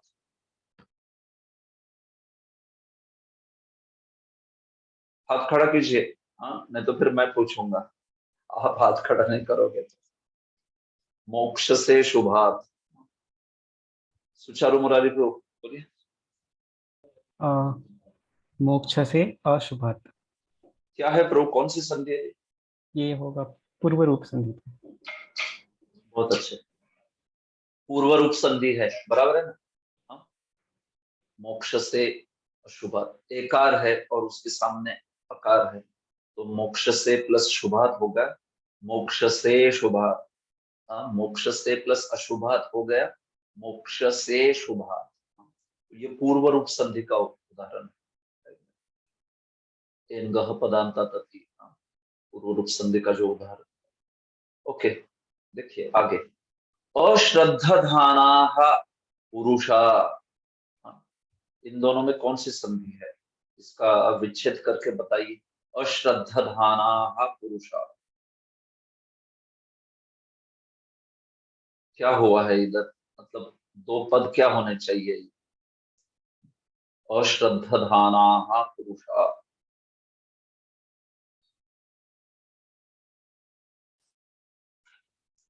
यस सनातन गोविंद प्रभु। अश्रद्धानाः पुरुषाः धर्मस्यास्य परन्तप। ठीक है, क्या हुआ है पहले दो इसमें।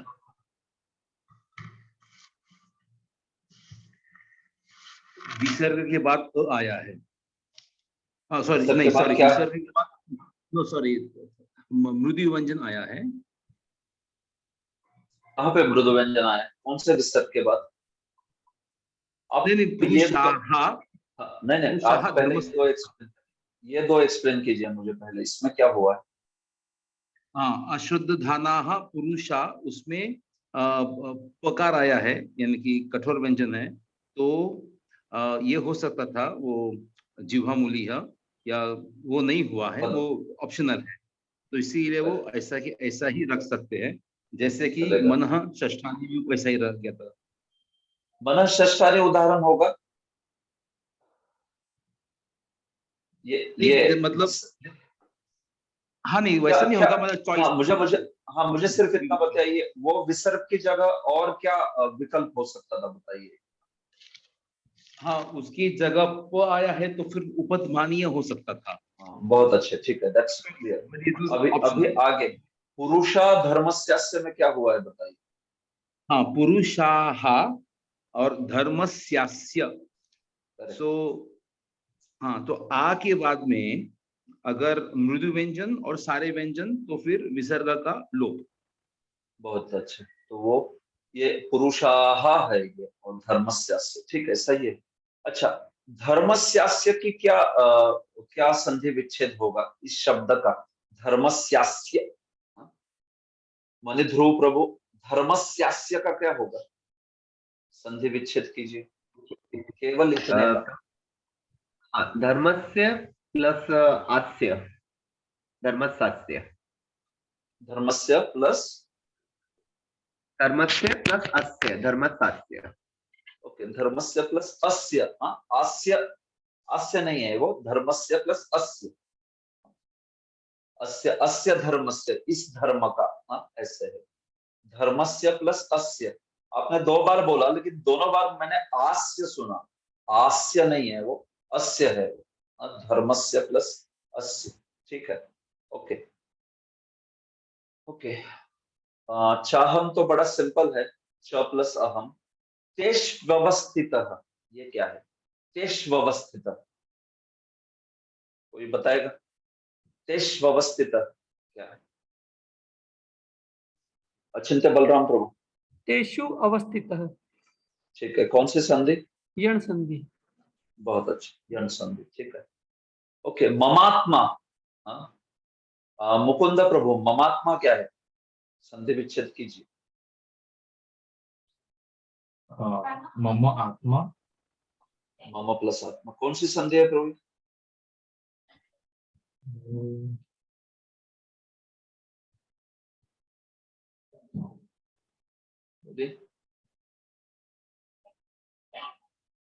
देखो, यही आना चाहिए आपको, आप शब्द को देख के कुछ थोड़े बहुत ज्ञान के ऊपर बता भी सकते हो, लेकिन पता होना चाहिए वो कौन सी संधि है, नहीं तो फिर आगे टफ कठिन शब्द आएंगे तो आपका ये जो इनेट सेंस है वो काम नहीं करेगा उधर, क्योंकि वो तो आपको वहां पे शब्द मालूम नहीं रहेंगे।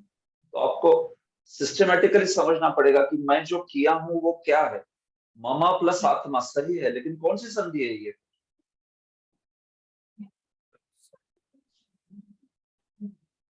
सिंपलेस्ट संधि है ये ना। सुशीला गोपी माता जी बोलिए, ममा प्लस आत्मा।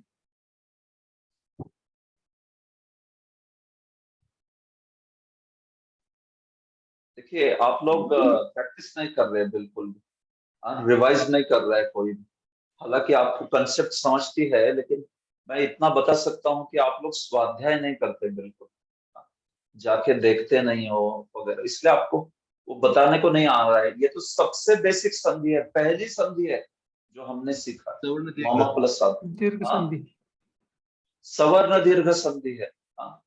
एक्चुअली इसको समय नहीं लगना चाहिए इतना बताने को, क्योंकि ये तो पहला चीज सीखा था हमने। अ प्लस अ बनता है आ, तो ममात्मा। तो देखिए मैं वही बता रहा हूँ कि आप लोगों को ये भी याद रहना चाहिए कि वो कौन सी संधि है कर, नहीं तो आप आगे चल के जब आपको कठिन कठिन शब्द आएंगे तो ऐसा वो सूझेगा नहीं, अंदर से समझेगा नहीं वो क्या। जब तक आपको संधि के प्रकार याद नहीं है और कौन सा कैसे काम करता है, किससे यकार आ जाता है, किससे वकार आता है अंदर, किससे अय आता है, आय आता है, आव आता है, ये सब जब समझेगा ना तभी फिर संधि जो है आगे कठिन कठिन शब्दों की आप उसका भी विच्छेद कर पाओ। ये बात है, ठीक है।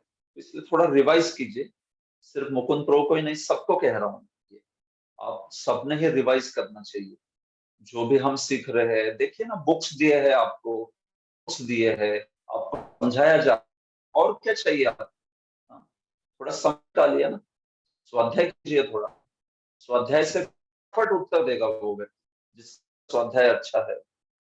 ये बात है, ठीक है। मत्स्थानित्युपधारय क्या है ये, बोलिए।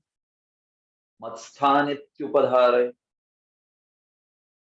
हाँ मानता हूं मैं, हम लोग गीता में ही सीधा देख रहे हैं, तो कोई सिंपल सिंपल शब्द नहीं हो सकता है, कुछ कठिन भी शब्द हो, लेकिन तो भी एक गीता आप पढ़े भी हो ना कई बार, तो एक थोड़ा सेंस रहेगा इस शब्दों का कि क्या है करके, कौन से शब्द कैसे होते हैं। मत्स्थानित्युपधारय किसको समझ रहा है क्या है? सनातन गोविंद प्रभु बोलिए। हाँ, मत्स्थानी इति उपधारय, तो पहला हो गया सवर्ण दीर्घ और दूसरा यण संधि हो गया। बहुत अच्छे, पहला हो गया सवर्ण दीर्घ, दूसरा हो गया यण संधि, दोनों जुड़ के मत्स्थानित्युपधारय। तो बहुत अच्छे, ऐसे ऐसे फटाफट समझना चाहिए, अगर आपकी प्रैक्टिस है तो फिर आएगा आपको, ये बात, ठीक है। पुनस्तानी, कल्पादो और विसृजाम्य, हम तीनों पद कौन बताएगा मुझे, तीनों बताइए, एक ही व्यक्ति तीनों बता सकता है कोई, या ट्राई भी करना चाहता है कोई तो विचार, कौन ट्राई करना चाहेगा? पुनस्तानी, कल्पादो, विसृजाम्य, ये सब सीखे हैं हम, इसमें कोई नई नई चीज नहीं है। जीवदाय प्रो, तो इसमें पुनः तानी, करेक्ट, पुनः तानी हो गया। देन कल्प आदो, ठीक है, और विसृजामि अहम, ठीक है, बहुत अच्छे। कौन कौन सी संधि लगी बताइए। तो पुनस्तानी तो विसर्ग संधि हो गया, जिसमें खर पीछे आता है, तो आ रहा है पीछे, तो विसर्ग संधि। दूसरा कल्प आदो, कल्पादो, तो ये सवर्ण दीर्घ हो गया। और विसृजामि अहम, तो ये यण संधि हो गया। बहुत अच्छे, ठीक है प्रभु, थैंक यू। प्रभु जी एक बार वो वायु सर्वत्र गो वाला एग्जांपल गया ऊपर, वो बताइए। ओके, ये ना मैंने नहीं पूछा ये, ठीक है, सिंपल है, वायु हो प्लस सर्वत्र को, समझ रहे, अच्छा है। पूर्व पर्व में आगे सकार है, तो वो विकल्प से, हाँ मैंने छोड़ दिया था, वो देखा था मैंने, ऐसे ही छोड़ दिया, नो प्रॉब्लम। प्रकृते है वशात, ये क्या है? प्रकृते है वशात, सदायोगी प्रभु बताएंगे आप, प्रकृते है वशात। ये ईच संधि, ईच पहले आ जाता है और बाद में पर अश आ जाता है, रफार हो जाता है, प्रकृति ही वशात। क्या होगा? संधि विच्छेद बोली। प्रकृति ही, तिही क्यों होगा प्रभु? प्रकृते है, हाँ प्रकृतेः बराबर वशात। हाँ, प्रकृतेः वशात। तो विसर्ग के पीछे कौन सा अच है, बताएंगे आप? कौन सा स्वर है? इच आ जाता, इच आता है। तो इच प्रत्याहार में कौन सा स्वर? एकार। सही है, बहुत अच्छा। और आगे कौन सा व्यंजन आ रहा है? वह आ जाता है। जो कौन से प्रत्याहार में? वो अश क्या टिके में आ जाता है। यस, अश कह सकते हो, हर्ष कह सकते हो, दोनों भी ठीक। हाँ, अश या हर्ष, ठीक है। ओके, सही है, तो सही समझ रहे, बराबर है, ठीक है। ओके, देखिए मयाध्यक्षेण, क्या है ये संधि, कोई बताएगा? मयाध्यक्षेण। धृति धृति त्रिवेदी जी, आप बताएंगे? यस प्रभु जी। हाँ, मयाध्यक्षेण क्या है? मया प्लस ध्यक्षेण। मया प्लस ध्यक्षेण। तो ऐसे कैसे होगा? मया प्लस ध्यक्षेण, कौन सी संधि है ये?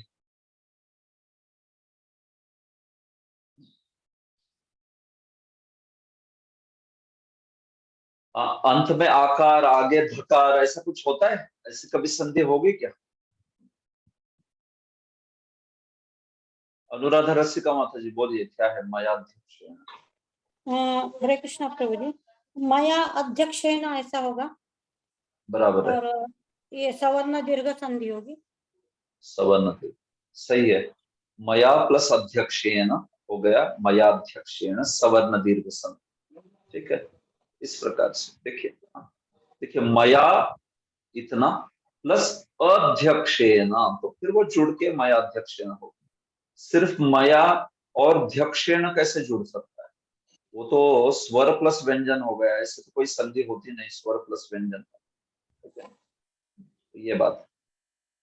हेतुनानेन, हेतुनानेन क्या है? हेतुनानेन कोई बताएगा? हेतुनानेन क्या है? ब्रज कृष्ण प्रभु समझ रहे क्या आप? हेतुनानेन क्या है?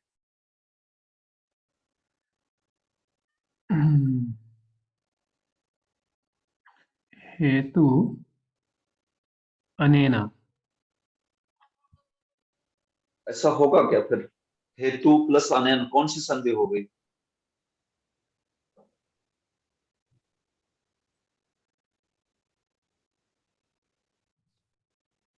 ठीक है, जीवदाय प्रभु।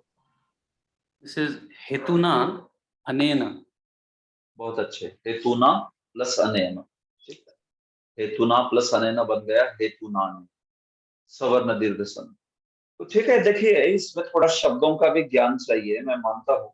ऐसे मैं नहीं कह रहा कि सारा का सारा इसमें केवल संधि देख के आएगा, नहीं। जैसे आपको हेतु शब्द पता है, तो आपको पता होगा तृतीया में उसका, जैसे गुरु का गुरुणा होता है, वैसे हेतु का हेतु ना होता है। तो फिर वो सेंस आएगा जब, तब समझेंगे कि हाँ ये हेतु ना होना चाहिए।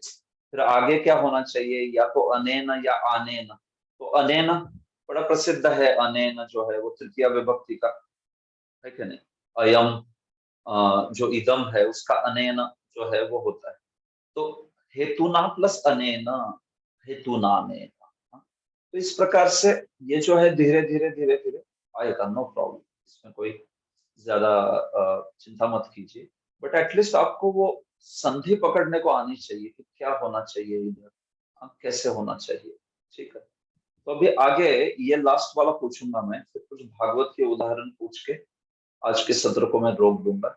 मोघाशा मोघ कर्माणो मोघ ज्ञाना विचेतसा, कौन बताएगा ये इसकी संधि विच्छेद? सारा ही ये 2 श्लोक के जो चरण है उसका, मोघाशा मोघ कर्माणो मोघ ज्ञाना विचेतसः, इसको आपको पूरा ही बताना है संधि विच्छेद करके। अलग अलग पद क्या होंगे इसके, पदच्छेद, संधि विच्छेद।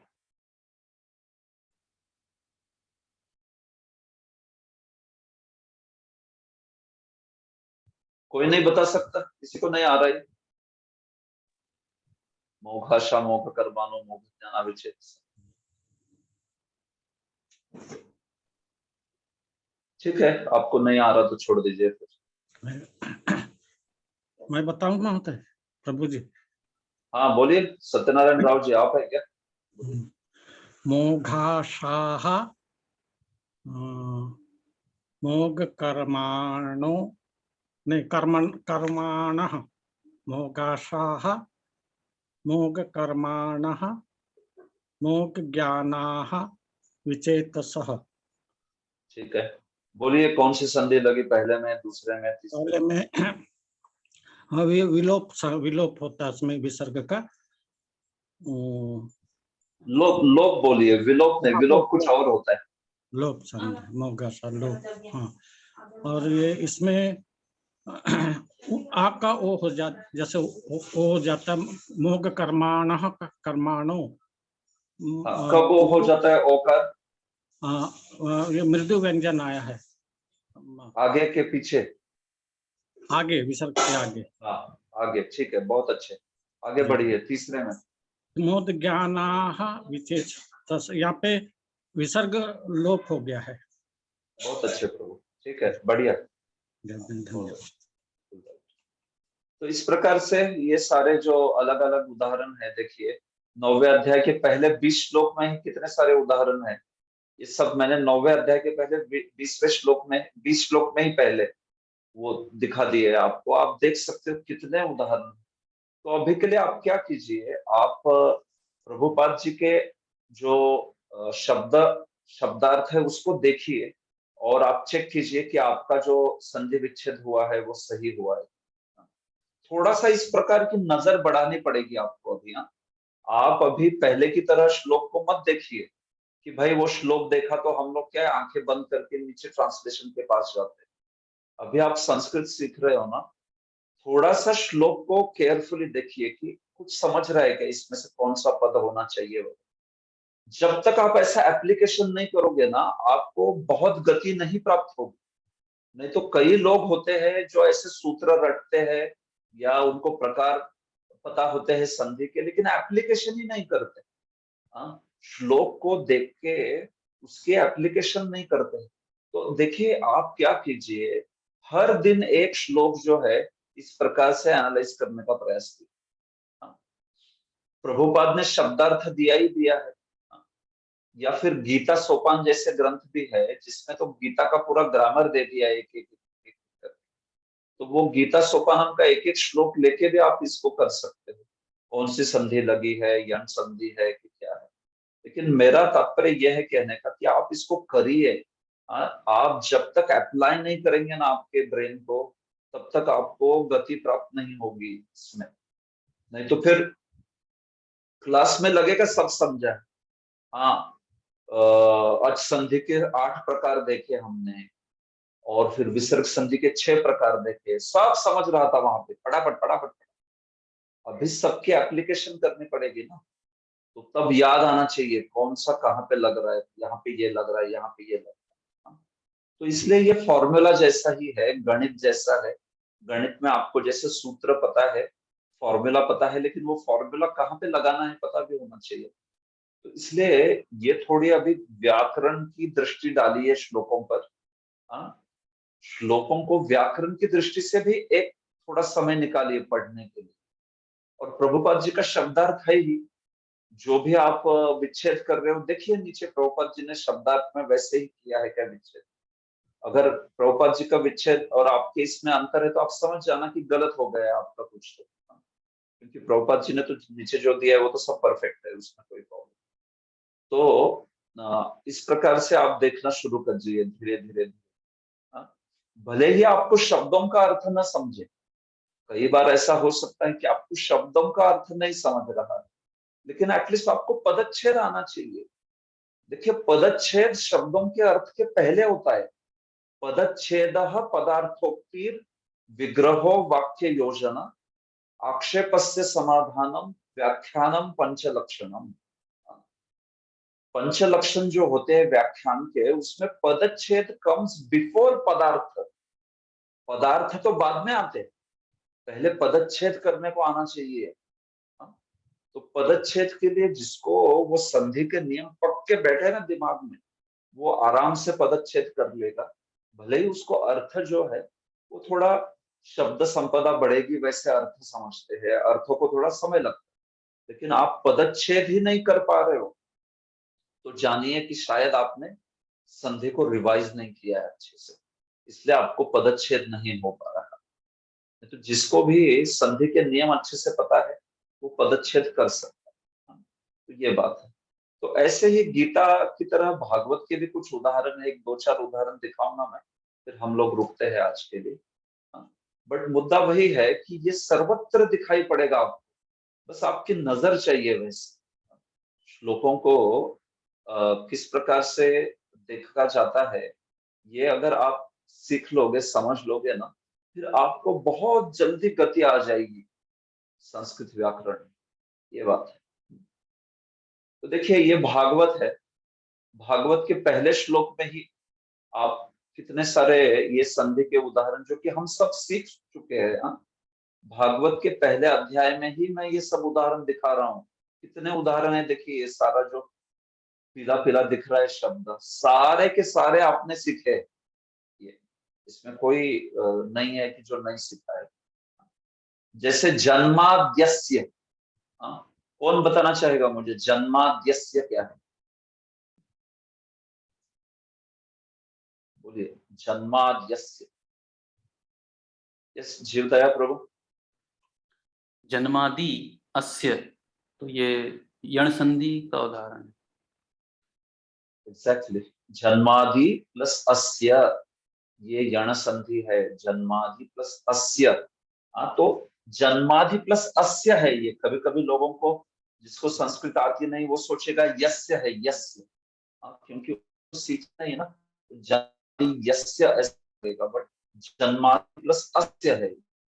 अच्छा का उदाहरण, अस्य जगतः जन्मादि, वो जो वेदांत का सूत्र है, जन्माद अस्य, जन्मादि अस्य यतः, मतलब अस्य मतलब इस जगत का जन्मादि, जन्म स्थिति प्रलय आदि, यतः जिनसे, ये सूत्र है।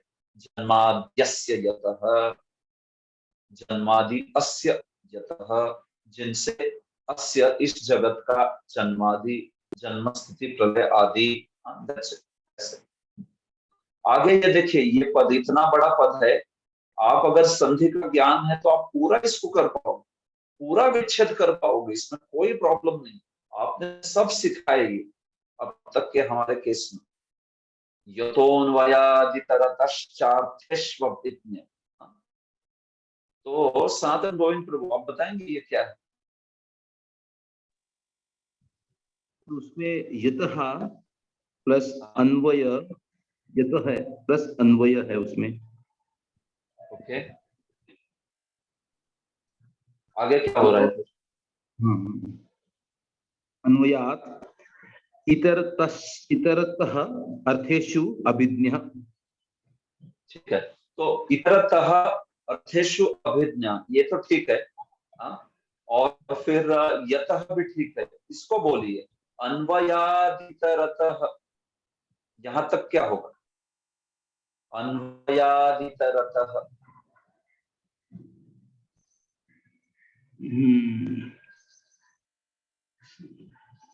सो मेरे ख्याल से वो अन्वयाद मतलब वो द का दकार है या पूरा द है उधर, मुझे याद नहीं है।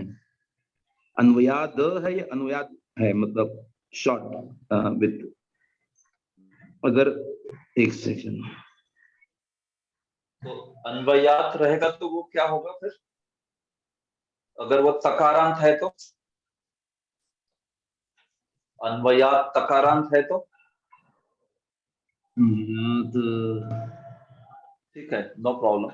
ये बेसिकली तो का तो हो जाता है ना, अंडर सम सर्कमस्टेंसेस हो जाता है हल संधि से, बराबर है। तो देखिए ये ऐसे ही है, यतः प्लस अन्वयात प्लस इतरतः प्लस च प्लस अर्थेषु प्लस अभिज्ञा। तो सही बताया आपने, सही है। तो इस प्रकार से तो देखिए ऐसे ये जो सारे शब्द है ना, समझने लगेंगे आपको। तो इसमें सहायता लीजिए प्रभुपाद जी की शब्दार्थ का, और आपको कितना कुछ समझने लगेगा कि क्या है, कौन से शब्द कैसे आते हैं। ठीक है, इसको एक लेके यहाँ पे रुकता हूँ। रध्यवरुध्यतेत्र, रध्यवरुध्यतेत्र, कौन बताएगा क्या है ये रध्यवरुध्यतेत्र?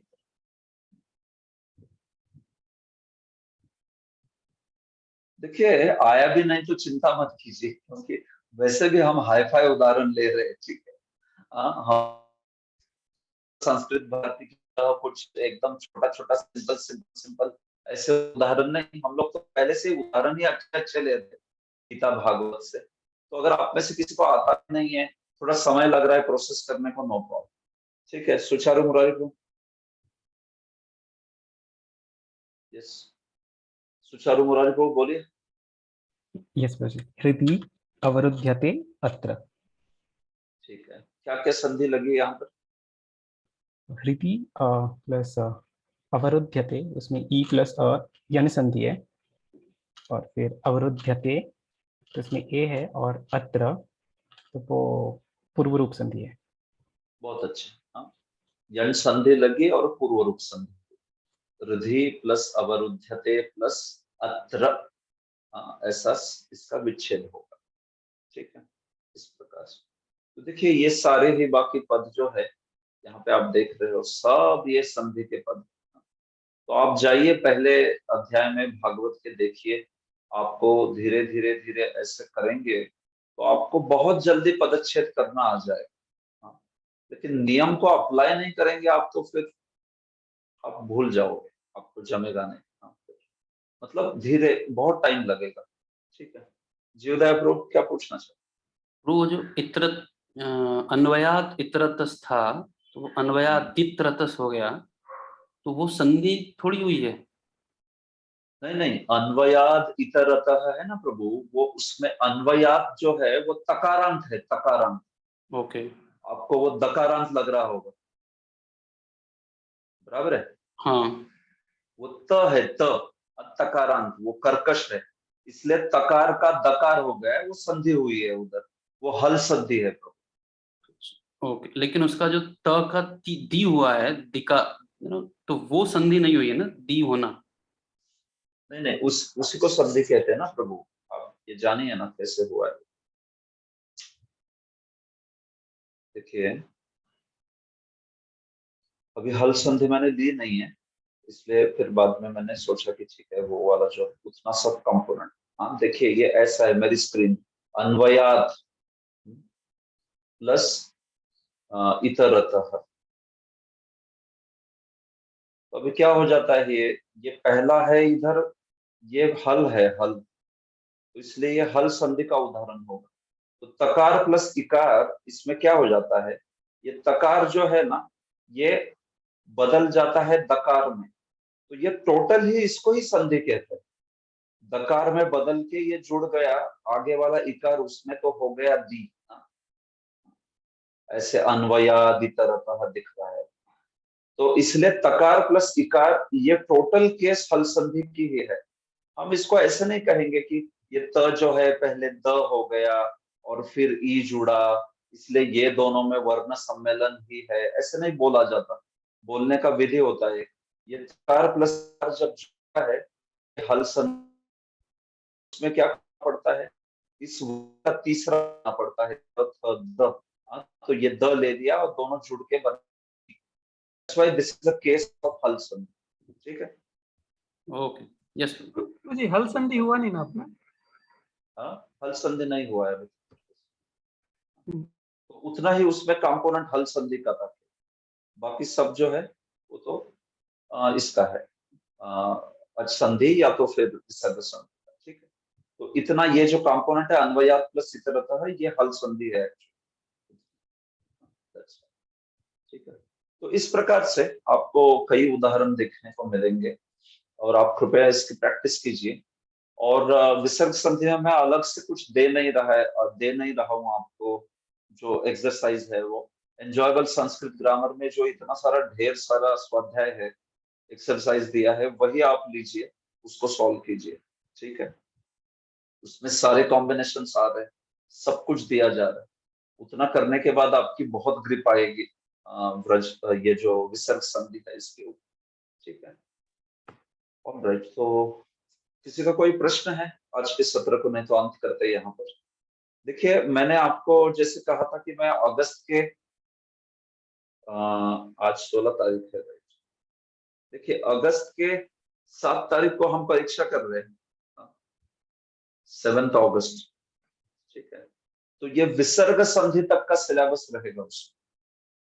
हल संधि के पूर्व विसर्ग संधि आज तक का सिलेबस रहेगा, इसलिए आप अभी प्रिपेयर कीजिए, आप एक्सरसाइज सॉल्व कीजिए, जो पहले होमवर्क दिए हैं उसको सॉल्व कीजिए, बाकी आप किताब नोट्स देखिए, आपके स्वयं का नोट्स देखिए, जो भी प्रकार से संभव है आप प्रैक्टिस कीजिए। मैं कुछ और भी होमवर्क की फाइल्स दे रहा हूँ आपको, लेकिन जो भी हो, अब हम 7 तारीख को 7 अगस्त को परीक्षा करने वाले संस्कृत की विसर्ग संधि तक के आधार पर इतने सारे टॉपिक्स पर, ठीक है।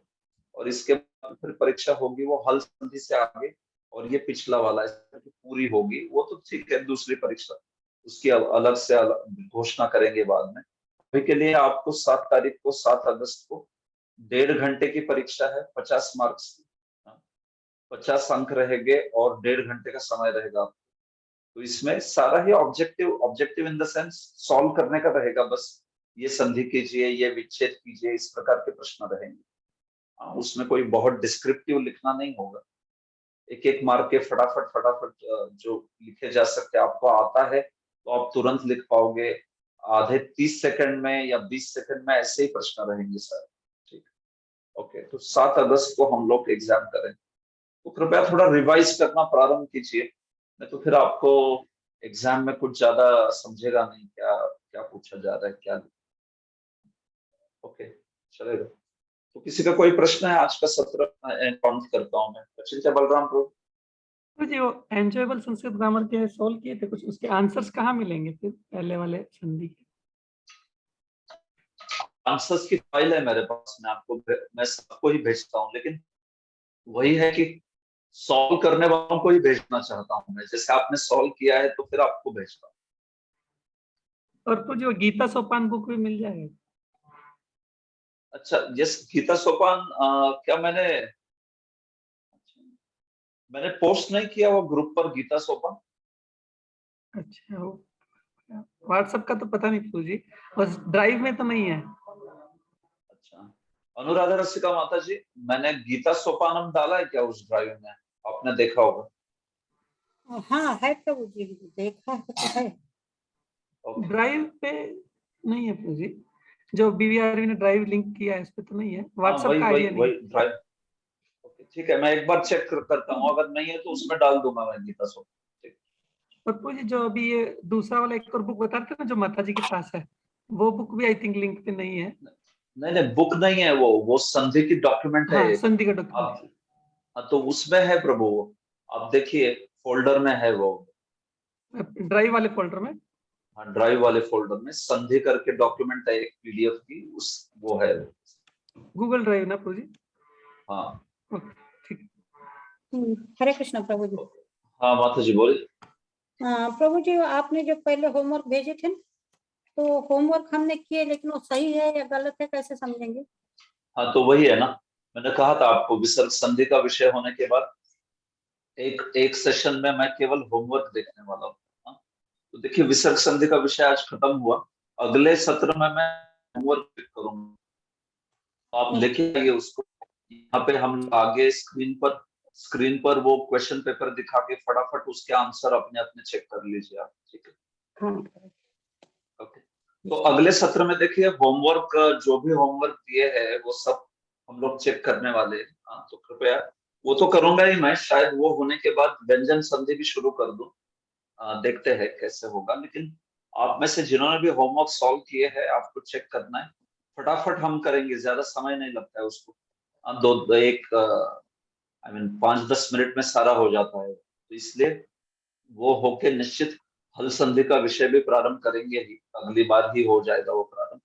लेकिन खास करके ये बताना चाहता हूँ कि अगर आपने होमवर्क सॉल्व नहीं किए हैं पहले वाले तो उसको कृपया कीजिए, जो भी होमवर्क दिए गए हैं उसको कीजिए, ठीक है। हरे कृष्ण। हरे कृष्ण। दंडवत प्रणाम। ओके, तो चलेगा, यहाँ पे रुकते हैं फिर। श्रील प्रभुपाद की जय। प्रेमानंद। जय जय।